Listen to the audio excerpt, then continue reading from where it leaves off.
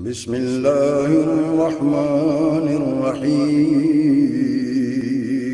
شروع اللہ کے نام سے جو بڑا مہربان نہایت رحم والا ہے۔ فرعون کون ہے؟ فرعون صرف ایک شخص کا نام نہیں ہے۔ مصر کا جو بھی بادشاہ ہوتا تھا اس کا لقب فرعون ہوتا تھا۔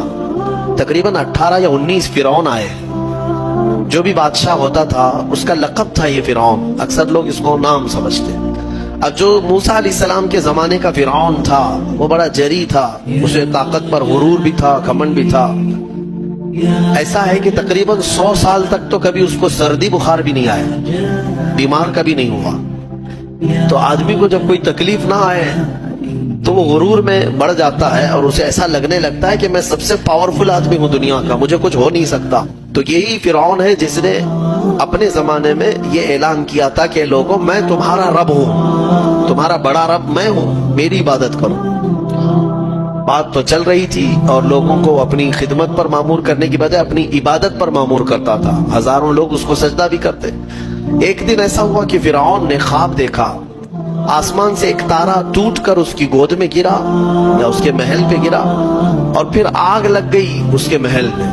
وہ گھبرا کر کے اٹھا، صبح نجومیوں کو، کاہنوں کو بلایا کہ اس خواب کی کوئی تعبیر صحیح بتا دے۔ بہتوں نے الگ الگ تعبیریں بتائی۔ پھر جو بڑے ماہر نجومی تھے انہوں نے کہا کہ اس خواب کی تعبیر یہ ہے کہ بنی اسرائیل خاندان میں ایک بچہ پیدا ہوگا جو تیری سلطنت کو ہلاک کر دے گا، تیری سلطنت کے ہلاک کرنے کا باعث بنے گا۔ خواب کی تعبیر سننے کے بعد شاہی فرمان جاری کر دیا اس نے کہ بنی اسرائیل میں آج کے بعد جو بھی لڑکا پیدا ہوگا اسے مار دیا جائے گا، کیونکہ وہ بچہ کہیں سلطنت کی ہلاک کرنے والا پیدا نہ ہو جائے۔ تو یہ اعلان کے بعد بنی اسرائیل خاندان میں جو بھی لڑکا پیدا ہوتا اسے مار دیا جاتا، بیٹوں کو ذبح کر دیتا تھا اور لڑکیوں کو زندہ چھوڑ دیتا تھا۔ 1 سال کے اندر انہوں نے 12,000 بچوں کو ذبح کیا، پیدا ہوتے ہی قتل کر دیتے تھے۔ لڑکے کو زندہ رہنے کا حق نہیں تھا، صرف ڈر تھا۔ یہ وہ زمانہ ہے جب موسیٰ علیہ السلام کی ابھی ولادت نہیں ہوئی، ولادت سے پہلے اتنے بچے مارے گئے۔ پھر اس کے درباریوں نے اس سے ریکویسٹ کیا کہ اگر ایسے سب مار دیے جائیں تو آپ کی خدمت کے لیے بچے کہاں سے ملیں گے، جوان کون ہوگا؟ تو 1 سال چھوڑا جاتا، 1 سال مارا جاتا۔ اتفاق ایسا کہ جس سال مارا جانے والا تھا اسی سال موسیٰ علیہ السلام کی پیدائش۔ ان کی ماں حاملہ تھی اور پیدا ہونے کا وقت جب قریب آیا تو اللہ تبارک و تعالیٰ جسے جہاں چاہے بچائے، ہاں جس انداز میں چاہے وہ اللہ تعالیٰ حفاظت فرماتا ہے۔ تو موسیٰ علیہ السلام کی ماں کے دل میں اللہ نے بات القاء کی کہ تہ خانے میں چلی جائیں۔ وہ تہ خانے میں گئی، بچے کی ولادت ہوئی، لڑکا پیدا ہوا۔ اب وہ گھبرا گئی کہ یہ سال مارے جانے والا ہے، اور وہ بنی اسرائیل خاندان سے تھی کہ میرا بچہ مارا جائے گا، قتل کر دیا جائے گا۔ تو اللہ تبارک و تعالیٰ نے ان کے دل میں یہ بات القاء کی کہ ایک صندوق لے لو لکڑی کا اور اس میں اس بچے کو ڈال کر دریا میں بہا دو۔ بھلا کوئی ماں کیسے بہائے گی؟ لیکن اللہ تعالیٰ فرماتا ہے وَرَبَطْنَا عَلَىٰ قَلْبِهَا، ہم نے ان کے دل کو مضبوط کر دیا تھا۔ جب اللہ تعالیٰ کسی کے دل کو مضبوط کرتا ہے تو بڑے بڑے کام کر جاتا ہے۔ ان کی ماں صندوق میں رکھ کر کے بچے کو ایک دریا کے کنارے ڈال دیتی ہیں، بہا دیتی ہیں، اور اپنی بڑی بیٹی کو کہتی ہیں کہ دیکھتے رہنا یہ صندوق کہاں جاتا ہے۔ موسیٰ علیہ السلام کی جو بڑی بہن تھی وہ دیکھتی ہوئی جا رہی تھی اس صندوق کے پیچھے۔ صندوق بہتے بہتے بہتے ایک باغیچے کے کنارے لگا۔ وہ باغیچہ فرعون کا ہی تھا، اور فرعون کی بیوی وہاں پر ٹہلنے کے لیے شام کے وقت آیا کرتی تھی۔ جب وہ اپنی کنیزوں کے ساتھ وہاں آئی تفریح کے لیے تو ایک صندوق کو اپنے باغیچے کے کنارے لگا ہوا دیکھا، اٹھانے کے لیے کہا، اٹھایا گیا تو نہایت ہی خوبصورت بچہ۔ اللہ تعالیٰ نبیوں کو خوبصورتی دیا ہی ہوتا ہے۔ فرعون کے گھر میں کوئی بچہ نہیں تھا، اولاد نہیں تھی، تو فرعون کی بیوی نے اٹھا لیا اور کہا کہ لاؤ یہ بڑا خوبصورت بچہ ہے، حسین بچہ ہے، اور اپنے محل لے آئی۔ فرعون سے کہا کہ آج سمندر میں، دریا میں بہتا ہوا ایک بچہ کنارے پر آ لگا، میں نے اس کو اٹھا لیا ہے۔ فرعون نے کہا کہیں یہ بچہ تو نہیں جو میری سلطنت کو ہلاک کرنے کا سبب بنے؟ بیوی نے کہا ایسا کیسے ہو سکتا ہے، وہ تو بنی اسرائیل خاندان میں پیدا ہوگا، یہ تو کسی دریا سے بہتا ہوا آیا ہے، پتہ نہیں کون سے ملک سے آیا، کہاں سے آیا۔ تو بہرحال اس کی بیوی نے یہ کہا کہ اس کو مت مارو، لا تقتلوا عسى ان ينفعنا او نتخذه ولدا، قریب ہے کہ ہم اس سے فائدہ اٹھائیں گے یا اس کو بیٹا بنا لیں گے۔ بیوی کی بات پر راضی ہو گیا، فرعون جو ہے بیگم کی بات پر آ گیا اور اس کے بعد رکھ لیا بچے کو۔ عورت کے مشورے پر عمل کرتے ہوئے اس نے رکھ تو لیا بچے کو۔ اب پرورش کی جب بات آئی، بچے کو دودھ پلانا ہے، تو تایام کو بلایا گیا۔ شاہی خاندان میں بچے کی پرورش ہو رہی ہے، بہت ساری عورتیں آئی، دودھ پلانے کی کوشش کرتی رہی۔ موسیٰ علیہ السلام کسی کا دودھ نہیں پکڑتے تھے۔ ان کی بہن وہیں کھڑی تھی، اس نے کہا کہ میں ایک دایا کو جانتی ہوں جس کا دودھ ہر بچہ پی لیتا ہے۔ اس سے کہا گیا کہ بلا لاؤ۔ وہ جا کر اپنی ماں کو بلا لائی، اپنی ماں کو لے آئی، اور ان کی ماں آئی، موسیٰ علیہ السلام کو اپنے سینے سے لگائی تو دودھ پینے لگ گئے۔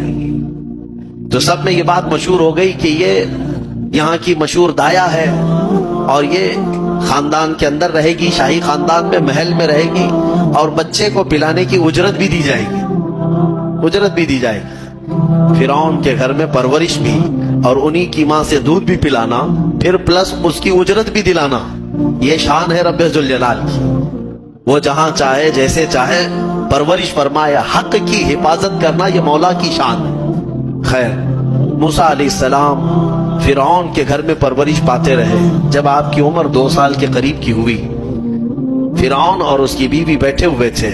موسیٰ علیہ السلام کھیلتے کھیلتے گود میں آئے اور فرعون کی داڑھی پکڑ کر اس کے منہ پہ تماچا لگا دیا۔ پہلی مرتبہ کسی نے بادشاہ کے منہ پر تماچا جڑا ہے تو بیٹا گھر کا، لیکن فرعون کو پہلی مرتبہ وہ زناٹے دار جو تھپڑ لگا، ہو سکتا ہے تارے نظر آ گئے ہوں، وہ گھبرا گیا، کہا کہ یہ بچہ ایسا کیسے مجھے مار سکتا ہے، ہاتھ کیسے اٹھا سکتا ہے۔ دسترخوان سے اٹھ گیا اور کہا اپنی بیوی سے، بیگم مجھے لگتا ہے یہی وہ بچہ ہوگا، یہی بچہ ہوگا جو سلطنت کے ہمارے خلاف جائے گا۔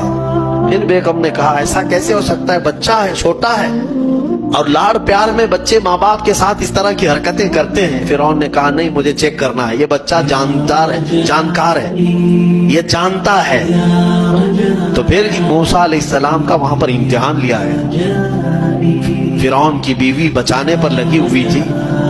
فرعون نے کہا کہ ٹھیک ہے، دیکھتے ہیں یہ کہ بچے کو سمجھ ہے یا نہیں ہے۔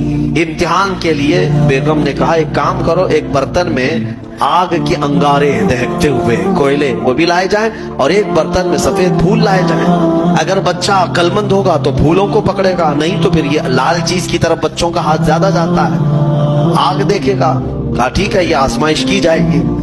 ایک برتن میں آگ کے لال سرخ انگارے کوئلے لائے گئے اور ایک برتن میں پھول لائے گئے، دونوں رکھے گئے۔ موسیٰ علیہ السلام کیا، ہر نبی ماں کے پیٹ سے ہی ہر چیز کو جانتے ہیں، اللہ تعالیٰ انہیں علم بھی نوازا ہے۔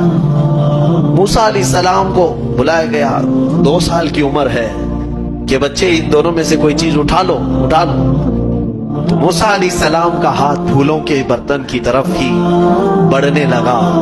یہ تو امتحان تھا۔ جبرائیل علیہ السلام اسی وقت نازل ہوئے اور آپ کا ہاتھ پکڑ کر کے آگ میں ڈالا۔ آگ میں سے ایک کوئلہ موسیٰ علیہ السلام اٹھائے اور اپنے منہ میں رکھ لیے، جس کی وجہ سے آپ کی زبان جل گئی، ہاتھ میں بھی آگ لگی۔ پھر فوراً ہٹایا گیا۔ فرعون کو وہ سیٹسفائیڈ ہو گیا کہ نہیں، یہ جانتا نہیں ہے، جانتا ہوتا تو آگ نہیں اٹھاتا۔ بہرحال موسیٰ علیہ السلام کو اس آگ کے کوئلے کے زبان پر رکھنے کی وجہ سے زندگی بھر اس کا اثر رہا، زبان میں زندگی بھر اثر رہا۔ پھر جوانی آئی موسیٰ علیہ السلام کی، اسی گھر میں پرورش پاتے ہوئے۔ پھر آپ وہاں سے نکلے اور آپ کی ماں نے آپ کو ساری چیزیں بتا دی کہ ہم بنی اسرائیل سے ہیں، نبیوں کا خاندان ہے، اللہ تبارک و تعالیٰ کی عبادت پر ہم ہیں، اور فرعون ظالم ہے اور وہ اپنی پرستش کرواتا ہے، اپنی عبادت کرواتا ہے، لہذا ہم فرعون کے خاندان سے نہیں ہیں۔